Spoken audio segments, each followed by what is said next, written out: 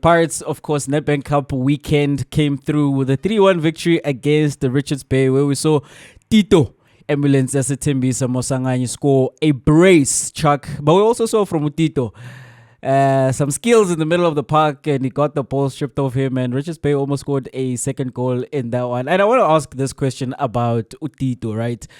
Should Tito change the way he plays in order for Pirates to be successful? I'm not the biggest fan of that gusty flavor that we see epukwini, that we see in the very bottom leagues where they're playing and they're just having fun. They are rolling on the ball and it's not going anywhere. But the exception is Tito, because along with that, it's separate instances, right, where he's playing forward passes, where he's scoring goals, because he did score a brace on the weekend. And then on the sideline, as a side act, Uzoteka in the middle of the park, when you're like, okay, what's happening now, if you don't quite understand. But I think when you look at the culture of Pirates here, we've always had like a showman. We've always had a Mark Mayambela or a Ketowake Masugu, a Steve Lekule. Someone's going to stand on the ball and just entertain the crowd for the sake of entertainment, apart from the goals, apart from the passes, just to say that, okay, let's go. And I think Tito brings that cognizant of the fact that he draws opponents to him by doing that. Obviously, he mishandled that ball and it was stripped off of him. And then it was almost a goal in the other end. But I think, Jay, it's not that he doesn't then just dribble and that's all he brings to the party. Case in point, he scored those 2 goals. He put us in a winning position. Then he does what he does. And even though he doesn't dribble all the time when we are comfortably ahead, sometimes he dribbles when the game is deadlocked at 0-0 early in the first half. But I think he gets the crowd involved. I think he lets the opponent know that I am better than you, number one. Number two, I think then he puts his foot on the ball to slow things down sometimes a bit, because sometimes Pirates tend to lose control of the game because we do play a fast-flowing form of football. We pass quickly, we run quickly, and sometimes it tends to be chaotic when we're not in control. And so when he slows things down, that's what you tend to see. So with the fact that, Jay, those two things come hand in hand, the passes, the goals, along with the dribbling or the showboating, if you want to put it that way, I don't think you take out the player, because that's who the player is.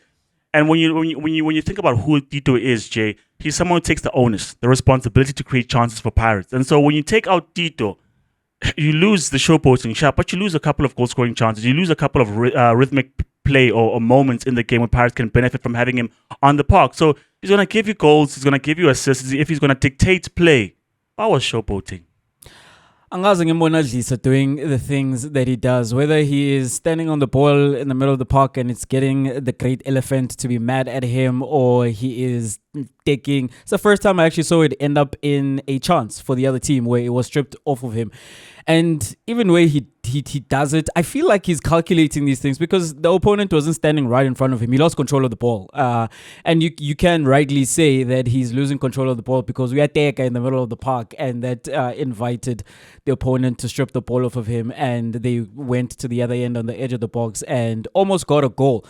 But I've not seen that before. I mean, if this is something that starts happening on a regular basis, where Orlando Pirates have conceded because he does that and he keeps doing these things and he doesn't learn, then that's a different conversation. But we're not there yet, and maybe you don't want to get there. But again, like, this is an anomaly, right? And you might ask the question, what's the purpose for it? You know, what is the point? And this is the conversation around Ushugela. Like, what's the point? Because even those guys that you mentioned, I didn't quite see the point. I love it. Like, I love Ushugela. Like, I used to love watching Kaizer Chiefs, like, when I was younger. Like, when Doctor and Utabo and Uchabu played for Kaizer Chiefs, I knew for a fact, as soon as Kaizer Chiefs are 2-0 up late in the second half or 3-0 up late in the second half, we're about to see entertainment. And I loved that. I loved being able to tune in and see that. I loved being able to watch Steve Lukulea, who was like my idol growing up. You know, Wuti,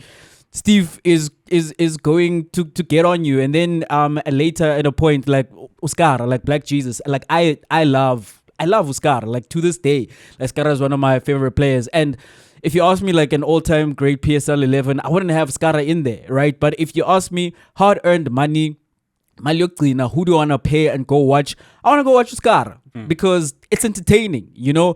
So, and I can hold those two things, like, on a scale in terms of what is required to win and what is the other side of football, which is entertainment, you know?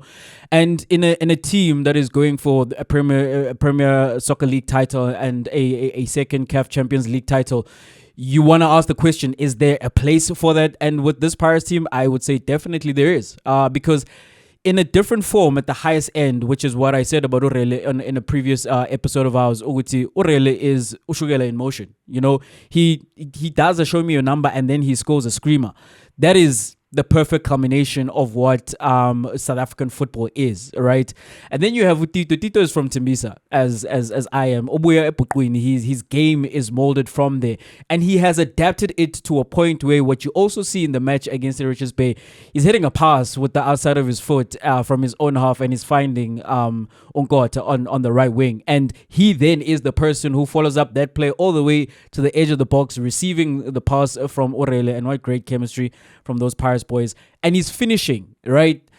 And I think that part of him, that genius level play, that elite midfield play that we saw in that sequence, is fueled by the fact that he's also then the person who is going to be standing on the ball, who's going to be doing things where you're like, well, maybe this is not in this moment moving the team forward, but I believe in the greater sense it is, because when he does that, he does win back the crowd over. And I'm gonna preach this until May, until it's champagne season. That Orlando Pirates faithful, the Orlando Pirates crowd, especially Escotine, is different from anything else that is in the PSL right now. And I'd venture to say, having seen them now on the continent, it might actually also be different from anything on the continent. Other countries, they've got lasers in our eyes, and I think Escotine, you've got the noise, you've got the drum, you've got the Tito.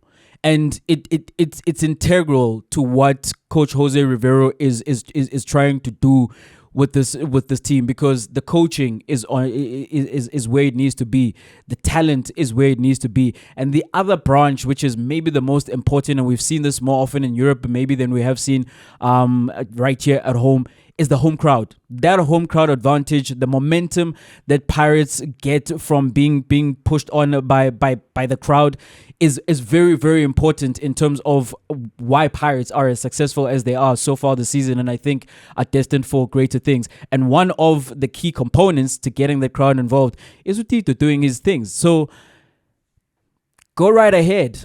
We, I call ambulance.